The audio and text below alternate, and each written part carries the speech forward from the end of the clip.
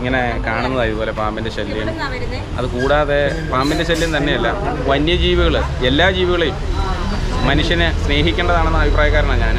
ഒരു അനാവശ്യമായിട്ട് ഒരു ജീവികളെ ദ്രോഹിക്കാൻ പാടില്ല. മനുഷ്യനെ പോലെ തന്നെ ഈ ഭൂമിയിൽ ജീവിക്കാൻ അവകാശമുള്ളതും മാത്രമല്ല, പരിസ്ഥിതിയുമായി ബന്ധപ്പെട്ട് ഈ ഏതെങ്കിലും ഒരു ജീവിവർഗം നശിക്കുന്നത് അത് മനുഷ്യവർഗത്തിൻ്റെ നാശത്തിന് കാരണമാകില്ല. അതിനെ അപ്പോൾ നമ്മൾ പലപ്പോഴും പ്രകോപിപ്പിക്കുന്നത് കൊണ്ടും അതിൻ്റെ വാസസ്ഥലം നശിപ്പിക്കുന്നത് കൊണ്ടൊക്കെയാണ് വെളിയിലിറങ്ങി ഇങ്ങനെയൊക്കെ ചെയ്യുന്നത്. അതുകൊണ്ട് എവിടെ വന്യമൃഗങ്ങളോ അല്ലെങ്കിൽ മറ്റ് ജീവികളോ, ഈവൻ സ്ട്രേ ഡോഗ്സ് വരെ നമ്മൾ അനാഥമായിട്ട് കണ്ടാൽ പോലീസിനെ അറിയിക്കാം, വനംവകുപ്പിനെ അറിയിക്കാം.